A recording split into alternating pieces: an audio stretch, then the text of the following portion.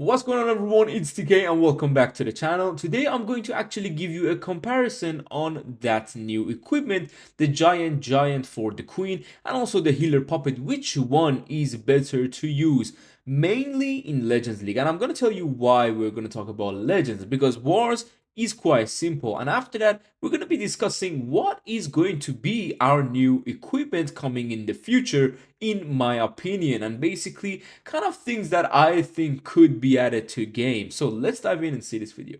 So firstly, let's go ahead and say how similar this equipment is to the Lava Loom Puppet. Now, it's not about being strong or the strength of this equipment, mainly the idea of it, because it's an event troop. Who knows, maybe in future we'll get another type of, equipments that have event troops inside them so they can be in the game forever. Now, the Lava Loom Puppet, when it came to the game, it was a bit weird because it didn't actually perform as well as everyone thought.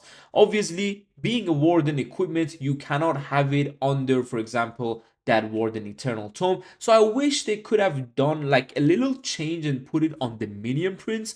This way you can pop the Lava Loom Puppet, maybe use some clone spells and catch them inside Warden ability. Completely a shift in the meta. So we'll just have to wait and see. Maybe a new clone spell level could also be very nice in that matter, but obviously that was a bit weak. So I think what they did with the giant is good because it's not a main equipment like, for example, the electro boots or, for example, the fireball. It's not an equipment where it changes the game completely, but it's a support equipment. This is what I want to get down to. Having a giant in front of your queen and king, maybe in a Sui attack on the outside of the base, it's super helpful, as you can see with some replays on the background.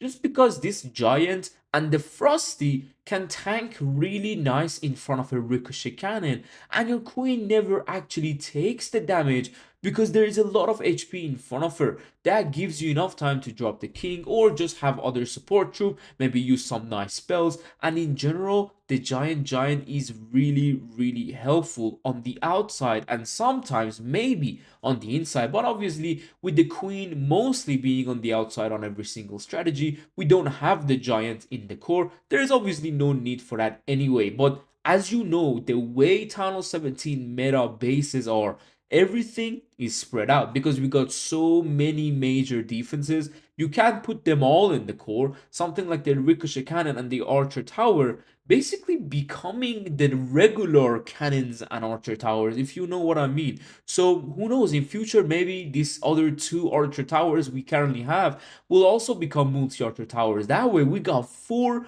multi-archer towers that are going to be kind of not centered but basically on the outside layer of the base.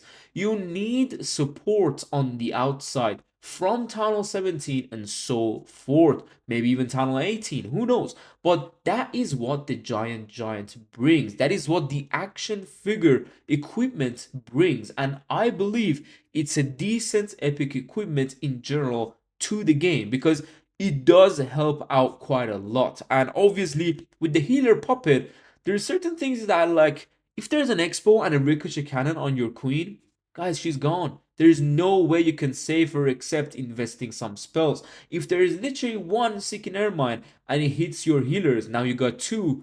One expo can literally hurt your queen. That's the thing with that action figure. These things cannot happen. There is no bait. You cannot bait the healers, for example, because obviously you got the action figure, but the healers itself, a multi-inferno can go and get untargeted. Like, it's just so easy to lose your queen, which is one entire hero on the outside of the base. But with the action figure, that is not basically going to happen, I think. But obviously there are certain things that, okay, yeah, the base is getting like a bit crushed from the inside and the outside is hurting your queen, so your troops have to help the queen anyway. If you know what I mean, you know what I mean. But I believe personally the action figure is replacing the healer puppet, especially in hard mode. Now, you might be thinking, why do we talk about legends? Well, guys, because obviously action figure can be used with the magic mirror, but that would be for clan war leagues, tournaments where I personally even use it because on the outside, once you pop that, One giant, three queens, guys, it's a GG on the outside. You get perfect funnel, you get amazing value, you get heavy damage, and you clean up a lot faster, and you can get through an entire side of the base or walls so much quicker. But obviously, in Legends, you need the giant arrow. There is no way you go to Legends without it, because obviously there's some bases with the double invisibility or even a single invisibility in the core or on the outside where you need to activate them. Otherwise, it would be quite difficult. But obviously, if you have a skelly spell or an invisibility spell both combined together in your army, you can activate one of those invisibility towers with them, so you won't need the giant arrow. But obviously, I suggest you to take it. It can take down sweepers, it can take down air defenses for your dragon attack, and it obviously again activates that entire invisibility tower. So giant, basically, I'm gonna keep saying a giant ability, okay? It's just easier to say than the action figure or the giant. So the giant ability is really good combo with this kind of well, giant arrow in Legends League, and in Wars this is the beauty of it. You can switch around. Back then, before the giant ability, we just had the healer puppet and the giant arrow. Everyone was running that. At the end of the day, if you didn't want to run that in, for example, tournaments or wars, you would run the magic mirror. But now the magic mirror and the giant is amazing value, and I personally think it's going to be the best kind of equipments for the queen. There is no better equipments unless you're doing completely other things like a queen charge or something. But these two are going to be the best equipments. Now, moving to our next topic, which was about the future equipment. Now, guys, if we go back in time, we actually did get a few equipments for our heroes recently. We got an equipment that was epic for the king. It was the snake bracelet, and obviously it's not a game-changing equipment. Not a lot of people are running it, and the people in tournaments or legends that are running it, you don't really get that value that is like as in an epic equipment, if you know what I mean. So obviously, I'm not saying this is bad. This is perfect actually, because not every equipment is meant to break the game. That's just not how epic equipment should work, because you cannot get them to the maximum level and use them as quickly as they might then get nerfed, if you know what I mean. It's just obvious whenever there is a broken epic equipment that is changing the outcome and the meta of the game, it gets nerfed within a month. That's just how the game works. So you cannot really invest too much ores in it and then it's like nerfed. So you can see why I'm saying in the future we might get a very broken equipment, because obviously our recent ones are not as broken and meta changing. So let's say the giant, the action figure, that is not a broken equipment. That is not a main major epic equipment that can change the outcome or you plan around that equipment. And then we go to the snake bracelet, something that again is on the outside for the king, nothing really crazy, some little snakes, just because there was a certain, for example, well, event, and obviously regarding that event for the Chinese New Year, we did get that equipment. And then before that we had those kind of common equipments for the minion prince. So then you can see again, they are not really game changing equipments. As you can see, the common equipments for the minion prince, the dark orb is really good, and obviously, like, not the dark orb, sorry, the metal pants is really good. And you had also the noble iron, which again is a certain epic equipment that is like the snake bracelets, and this is not even epic. So I believe certain equipments just aren't meant to be dominant, and these are our like latest equipments that we received. And guys, I don't know if you know, but the royal champion electro boots just added to the game 5 months ago. It's crazy how fast the time goes. Like it wasn't even the 2025 year, it was back in 2024 when the electro boots came out. So you can see how already the last equipment that was dominant, like a fireball or something like, I don't know, a magic mirror, like the giant gauntlet or the spiky ball, these are the dominant equipment. But the last time we got one was 5 months ago. This actually worries me in a bit because soon we might get a crazy broken equipment. Obviously, it won't be the next month because we just got new events and equipment from this month. And as you guys know, every 2 months is the plan for bringing new equipment. So we have to wait and see what happens the month after the next one. So 2 months from now, we will see what happens. Obviously, not 2 months, 1 month and a half or something like that.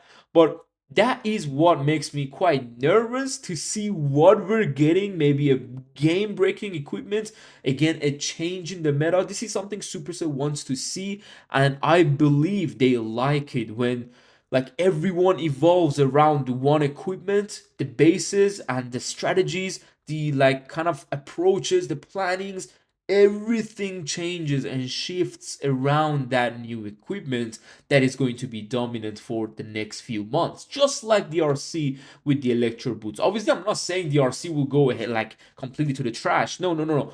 These equipments will stay very good, but we'll keep on getting new ones. So that kind of brings me to how they're gonna balance the game then. Maybe we'll get that epic equipment in the future and kind of an update to Clash of Clans, like just fully maxing the entire base. Obviously, there is certain things that are still remaining, but we'll just have to see what happens. Maybe new spell tower levels. Like having new spell tower levels completely shifts the defensive meta, and this is what I like to see. Like when they bring something in the attack to shift the meta, how to plan, there needs to be something to shift the defense, because we all know 50-50. There is 50% defense, 50% offense in Clash of Clans. No matter you go to Wars, no matter Clan Capital, you go to Build a Base, Legends League, CWO, everything is 50-50 with offense and defense. So this is what I like to see, and I kind of encourage Supercell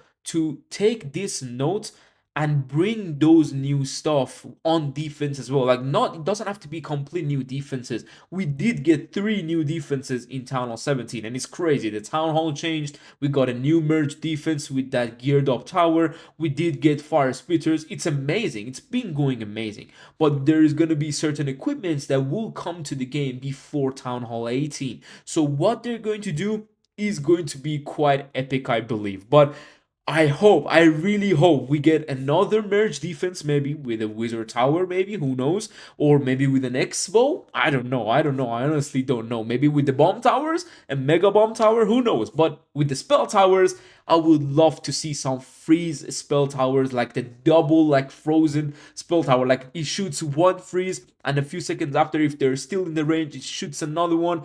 Guys, it's just epic. Like a skeleton spell in the defense. Oh my days, man. I cannot wait to see the future for Clash of Clans, because obviously I know some of you are kind of like, oh man, so many equipment, so many epic equipments, we need to invest ores. But looking at it the wrong, like long run, it's amazing how the game is going, in my opinion. Like, obviously, about the defensive part of the game, there are certain things that can be done, but I'm going to be like in the mind of the other average, like kind of community, like everyone else, like maybe the 90% of the community, how they are liking the game. They love the new stuff. I'm with that. I love new stuff. It's good for us in YouTube to bring you the content. It's good for the game. It's fresh. The gameplay feels alive. It's not the old school, like we just got a new update with the way the attacking system works. It's lovely. Everything is lovely. And if you take the bigger picture, it going in the right direction, in my opinion. So they just need to have new ideas on both aspects of that 50-50 that we talked about. So it shouldn't just be new ideas on attack or new ideas on only defense. Needs to be both. And who knows, maybe we'll get even more and more equipments and heroes in the future. And yeah, but talking about heroes, just a quick little last thing. I really do hope one day we'll get skins for minion prints that was in the past kind of skin sets. Like, I don't know, just older skin set that we had on the other 4 heroes. I wish we could have got a few for minion prints every month. Just like something gets added to the shop, like the same epic, kind of well, skins, and with the same epic price. Obviously, that was one of the things I wish to see in Supercell bringing to the game. But yeah, we'll have to just wait and see. And hopefully this video was a bit informative, and hopefully it was good enough for you to enjoy it. If you did, make sure you like it and come back for more later. See you soon. Take care. Peace.